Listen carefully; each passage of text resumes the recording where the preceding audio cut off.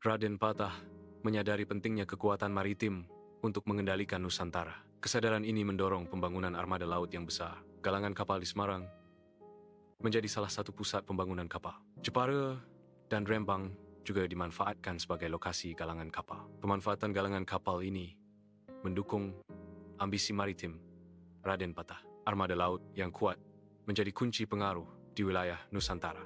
Galangan kapal Jepara adalah pusat penting dalam pembuatan kapal perang yang kuat. Kayu jati digunakan sebagai bahan utama dalam konstruksi kapal. Kayu jati tersebut dilapisi berkali-kali untuk meningkatkan ketahanannya. Proses ini memastikan kapal-kapal tersebut mampu menghadapi tantangan di laut. Rembang turut berkontribusi dalam pembangunan armada kapal. Pekerja terampil bekerja keras siang dan malam. Tujuannya adalah memenuhi kebutuhan kapal perang yang terus meningkat. Galangan kapal di Rembang memainkan peran penting dalam memperkuat armada. Kapal Jung Jawa merupakan tulang punggung penting bagi armada Demak. Kapal-kapal ini dirancang khusus untuk menghadapi tembakan meriam kapal Portugis. Desain ini mencerminkan keunggulan teknologi maritim pada masa itu. Kemampuan menahan tembakan meriam menunjukkan inovasi dalam konstruksi kapal. Kapal Jung Jawa memainkan peran krusial dalam kekuatan maritim Demak.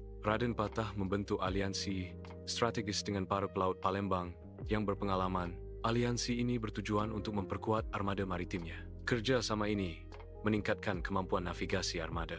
Selain itu, aliansi ini juga meningkatkan kekuatan tempur laut. Keturunan Tionghoa dikenal memiliki keahlian dalam navigasi laut. Keahlian ini membuat mereka direkrut untuk memperkuat Angkatan Laut Demak. Kontribusi mereka sangat berharga dalam berbagai ekspedisi maritim. Navigasi yang handal sangat penting untuk keberhasilan operasi laut. Ekspedisi ke Malaka pada tahun 1513 adalah tindakan strategis. Tujuan utamanya adalah untuk melakukan serangan pendahuluan, preemptive strike.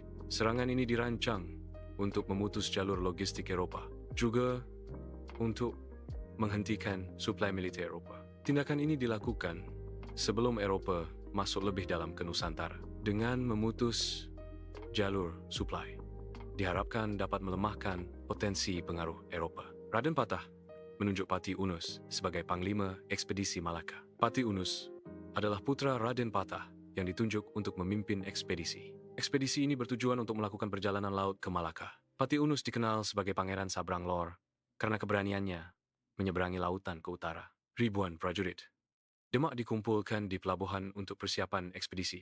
Ratusan kapal disiapkan untuk mengangkut pasukan dan perbekalan ke Malaka. Logistik seperti makanan, senjata, dan perlengkapan perang lainnya disiapkan dengan teliti. Strategi militer disusun secara cermat untuk memastikan keberhasilan misi.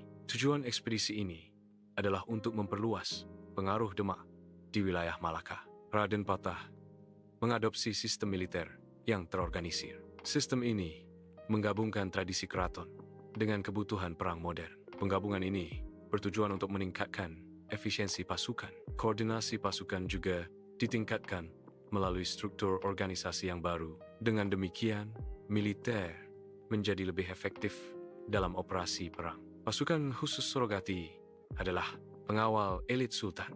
Mereka memiliki kemampuan bela diri yang sangat tinggi. Pasukan ini juga memiliki kemampuan spiritual yang mendalam.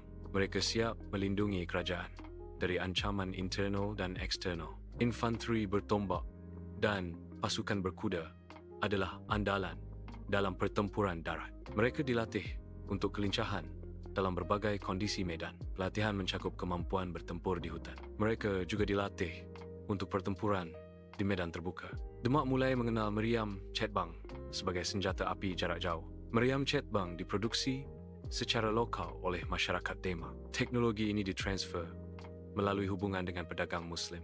Pedagang tersebut berasal dari Turki Utsmani dan Gujarat. Hubungan dagang memfasilitasi adopsi teknologi senjata api. Pendekatan benteng persaudaraan diutamakan sebelum penggunaan kekuatan militer. Diplomasi menjadi prioritas utama dalam strategi ini. Tujuannya adalah untuk memperluas pengaruh Demak secara damai. Ekspansi damai ini dilakukan melalui negosiasi dan aliansi. Dengan demikian, konflik bersenjata dihindari sebisa mungkin. Raden Patah selalu menyelaraskan strategi militernya dengan nasihat Wali Songo. Wali Songo memberikan bimbingan spiritual yang mendalam. Mereka juga menawarkan saran strategis yang berharga. Nasihat ini sangat penting untuk keberhasilan kerajaan. Kolaborasi ini memastikan keputusan militer yang bijaksana dan efektif. Wali Songo mendekati wilayah-wilayah kadipaten kecil untuk berdakwah. Tujuannya adalah mengajak kadipaten tersebut bergabung dengan Demak secara sukarela. Pendekatan ini dilakukan untuk memperkuat barisan Islam. Proses penggabungan dilakukan tanpa kekerasan, mengutamakan pendekatan persuasif. Wilayah pedalaman Demak dipastikan menjadi pusat produksi pangan yang penting. Lahan pertanian yang subur mendukung produksi tanaman pangan dalam skala besar. Ketersediaan pangan yang stabil sangat penting untuk memenuhi kebutuhan lokal. Logistik makanan yang handal diperlukan untuk mendistribusikan hasil panen ke berbagai daerah. Pasokan makanan yang cukup juga mendukung armada laut dalam perjalanan jauh. Dengan demikian, pertanian Demak berperan vital dalam menjaga ketahanan pangan dan mendukung aktivitas maritim. Raden Patah berhasil merebut dan mengamankan pelabuhan-pelabuhan utama di pantai utara Jawa, Pantura. Penguasaan ini memberikan kontrol strategis atas jalur perdagangan maritim. Dengan menguasai pelabuhan, Raden Patah dapat membatasi akses ekonomi musuh-musuhnya. Tindakan ini secara efektif melumpuhkan kekuatan ekonomi lawan politik di pedalaman. Demak memperoleh kontrol atas pelabuhan-pelabuhan strategis di wilayah tersebut.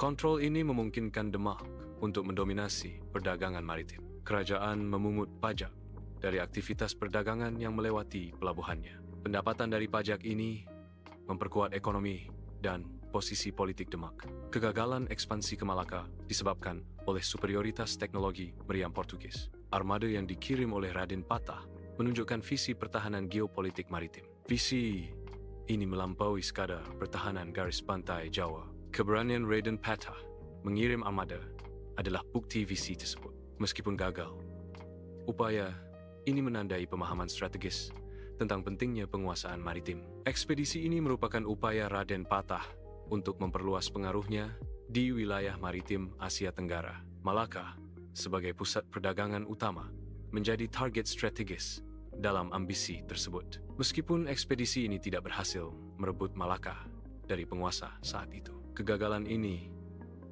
tidak menghentikan upaya selanjutnya untuk mengamankan kepentingan maritim. Ekspedisi ini mencerminkan ambisi untuk mengendalikan jalur perdagangan penting di Selat Malaka. Hal ini menunjukkan visi strategis Raden Patah dalam konteks geopolitik regional pada masa itu. Raden Patah menggunakan kombinasi kekuatan laut dan darat. Strategi ini dirancang untuk memperluas wilayah kekuasaannya secara efektif.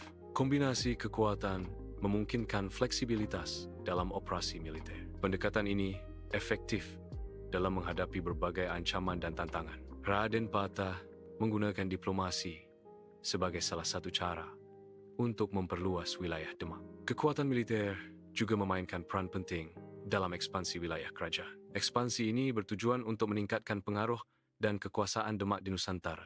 Raden Patah juga berupaya menjalin hubungan baik dengan kerajaan-kerajaan lain. Hubungan ini penting untuk stabilitas politik dan ekonomi di kawasan tersebut. Sistem logistik yang efisien sangat penting untuk mendukung operasi militer. Demak mengandalkan sistem logistik yang kuat untuk operasi jarak jauh. Sistem ini mencakup penyediaan berbagai kebutuhan penting.